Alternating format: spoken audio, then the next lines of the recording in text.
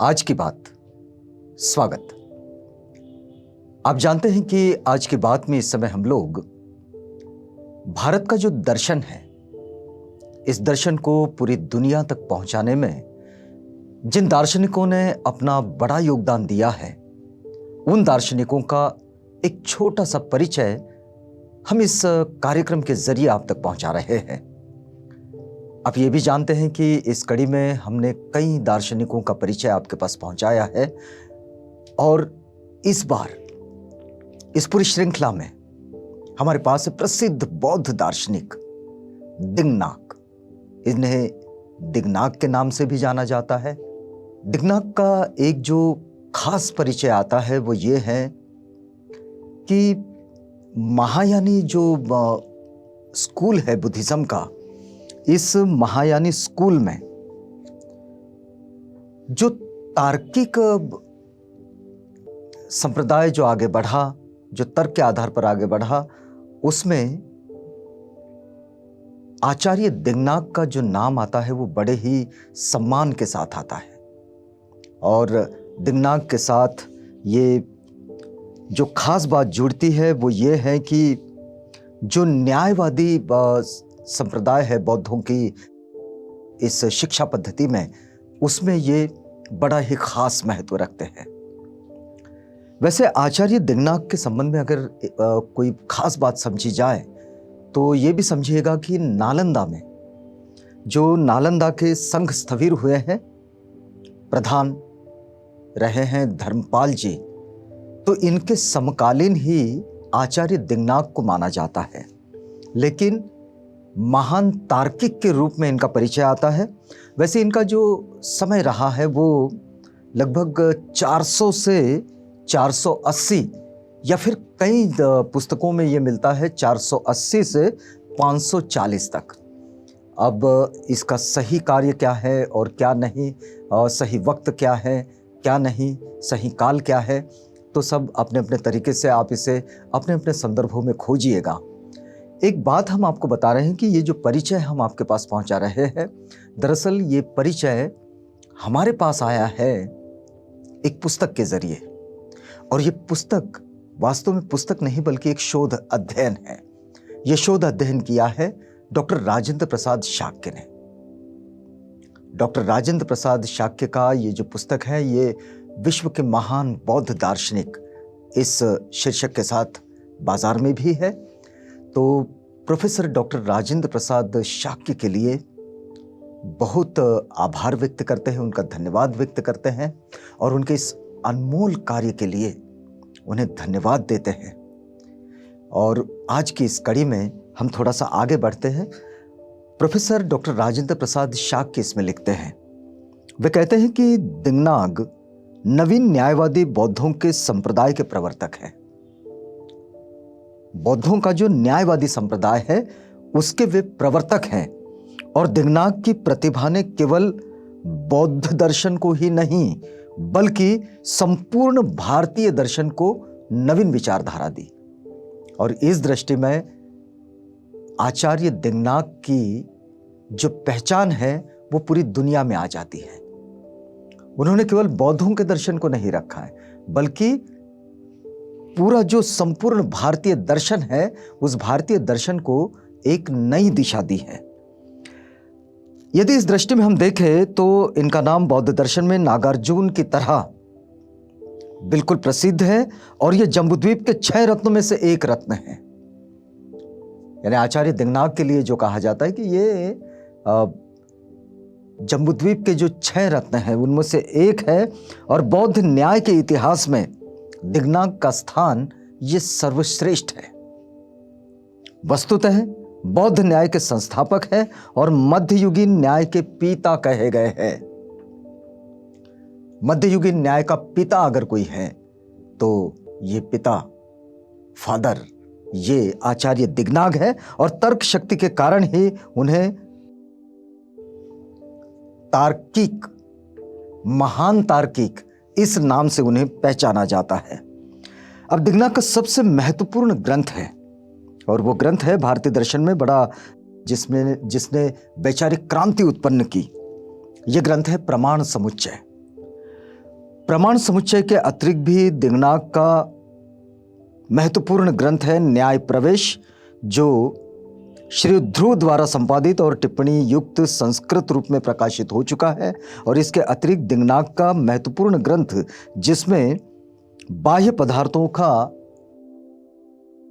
खंडन किया गया है, जिसमें बाह्य पदार्थों का खंडन है, आलंबन परीक्षा है इस ग्रंथ का नाम, और इसके अन्य ग्रंथ तिब्बती भाषा में है। तो देखिएगा आचार्य दिगनाग का ये जो काम है तर्कशास्त्र पर, एक तार्किक दार्शनिक के रूप में ही उनका परिचय आता है। दार्शनिक चिंतन के क्षेत्र में अगर देखें तो दिगनाग की प्रमुख देन है नव बौद्ध तर्कशास्त्र। बौद्धों के साथ तार्किकता ये तो जुड़ी ही होती है, लेकिन आचार्य दिगनाग की जो जब बात आती है तो उन्होंने ये जो ग्रंथ दिया है नव बौद्ध तर्कशास्त्र, तो उन्होंने तर्क विद्या को न केवल आगम ग्रंथों से मुक्त कराया, बल्कि पारमार्थिक तत्वशास्त्र जो है, तत्वमीमांसा जो है, उसे भी पृथक करने का प्रयास किया है। और उनकी दृष्टि से तर्कशास्त्र के नियम ये व्यावहारिक एवं उपयोगी है तथा सभी शास्त्रीय दार्शनिक निकायों के लिए वे समान है। तो इस दृष्टि में भी मतलब जो लोग इस समय भारतीय दर्शन पर शोध अध्ययन कर रहे हैं, वे छात्र छात्राएं, कई विश्वविद्यालयों में इस तरह के शोध अध्ययन चलते रहते हैं, लेकिन वो जो इस तरह का काम कर रहे हैं उनके लिए आचार्य दिगनाग का ये जो तर्कशास्त्र है, जिसमें नव बौद्ध तर्कशास्त्र और दूसरा हम लोग ये भी कह सकते हैं कि विशुद्ध न्याय शास्त्र, ये भी एक तर्कशास्त्र है। और ये तर्कशास्त्र का उदय समझना चाहिए। मतलब उनका जो दार्शनिक चिंतन है आचार्य दिगनाग का, उसमें विशुद्ध न्याय शास्त्र का ये उदय समझना चाहिए। और यही ऐसा आधार है जिस पर दिगनाग अपने पारमार्थिक सिद्धांतों के विषय में विभिन्न दृष्टिकोण प्रस्तुत करते हुए दिगनाग को योगाचार सौत्रांतिक या सौत्रांतिक योगाचार के साथ साथ वैभाषिक और माध्यमिक मत का आचार्य तक कहा गया है। उनके ग्रंथ आलंबन परीक्षा की दृष्टि से उन पर विज्ञानवादी चिंतन की छाया और प्रमाण समुच्चय की दृष्टि से सौत्रांतिक चिंतन की छाया देखी जा सकती है। मतलब इस बात को आप समझिएगा कि आचार्य दिगनाग ने जिस बात को सामने रखे हैं उसमें हम सौत्रांतिकों का जो चिंतन है वो भी इसमें देख सकते हैं, और दूसरा ये है कि हम माध्यमिकों का जो चिंतन रहा है, विज्ञानवादी चिंतन की छाया भी इसमें दिखाई देती है। तो हम ये कह सकते हैं कि ईस्वी सन 400 के बाद में ये जो आचार्य दिगनाग का वक्त आता है, तो इसमें हमें ये बात जरूर दिखाई देती है कि विज्ञानवाद, सौत्रांतिकों का मत, माध्यमिकों का मत, इन सबको इकट्ठा करते हुए एक तार्किक चिंतन की प्रक्रिया आगे बढ़ी और वह आचार्य दिगनाग के साथ बढ़ी। अब देखिएगा कि दिगनाग ने न्याय वैशेषिक के रूढ़ बाह्यार्थवाद पर जो आक्रमण किया, उसके उत्तर और प्रत्युत्तर की लगभग 600 वर्षों से लगातार संघर्ष में ही भारतीय बाह्यार्थवाद की रूपरेखा तैयार हुई है। और दिगनाग ने विशेषकर न्याय के वात्सायन भाष्य पर आक्रमण किया था, जिसका उत्तर उद्योतकर ने न्याय वार्तिक में दिया है। अब इसी बौद्ध न्याय संघर्ष ने भारत के महान दार्शनिक जैसे कि उद्योतकर, धर्मकीर्ति, कुमारिल प्रभाकर, धर्मोत्तर, वाचस्पति मिश्र, जयंत, श्रीधर और उदयन आदि को जन्म दिया। अब दिगनाग ने बौद्ध दर्शन के क्षेत्र में बौद्ध तर्क और ज्ञान सिद्धांत को नया ही रूप दिया है, जिससे न्याय वैशेषिक क्षेत्र में वैचारिक क्रांति आई है। तो दिगनाग संप्रदाय में लगातार 6 शताब्दियों तक, यानी अर्थात 5वीं शताब्दी से लेकर तो 11वीं शताब्दी तक ये संघर्ष रहा। और दिगनाग के दार्शनिक संप्रदाय में धर्मकीर्ति, धर्मोत्तराचार्य, शांतिरक्षित, कमलशील आदि महान बौद्ध दार्शनिक हुए हैं। ये उनकी एक बड़ी परंपरा रही है और ये लगभग 6 दशकों तक आचार्य दिगनाग का जो दार्शनिक चिंतन है, उनके जो सिद्धांत है, उनका जो विश्लेषण है, उनका जो निरूपण है, उस पर काम होता रहा। आगे ये जो यदि हम आचार्य दिगनाग को समझते हैं तो उनके जीवन के परिचय को अगर समझे, बहुत ज़्यादा परिचय तो नहीं मिलता है लेकिन छोटा छोटा परिचय उनका आता है।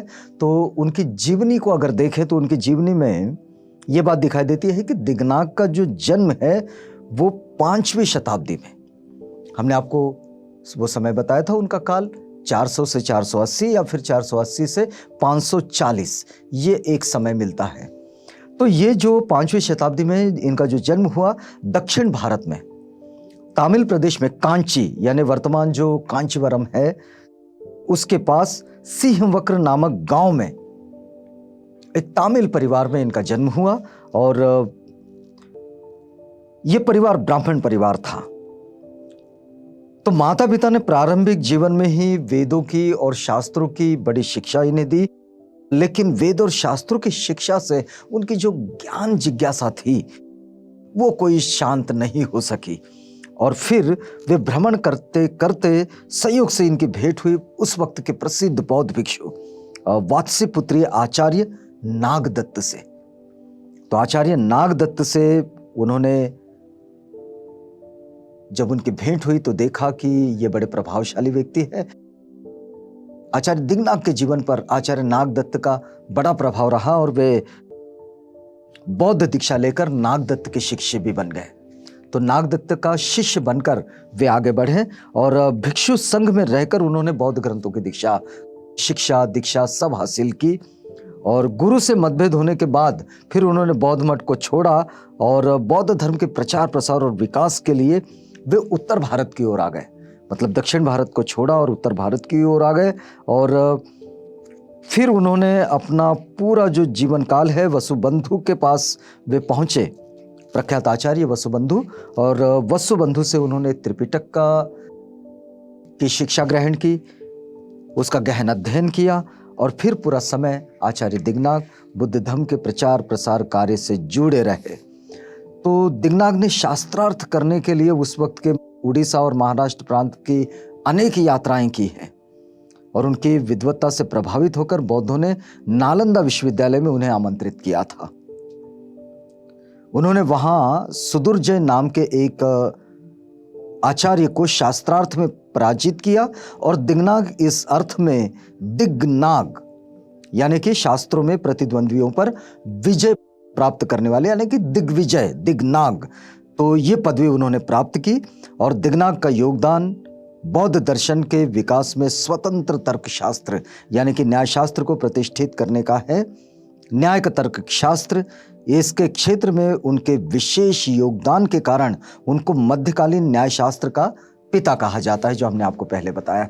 अब हमें यहाँ रुकना होगा क्योंकि ये वक्त पूरा होता है। अगली कड़ी में जब मिलेंगे तो आचार्य दिगनाग की जो दार्शनिक सोच है, उनकी जो समझ है और उनका जो दार्शनिक चिंतन है, इस से आपको जोड़ेंगे। तो तब तक के लिए हमें आज्ञा दीजिएगा।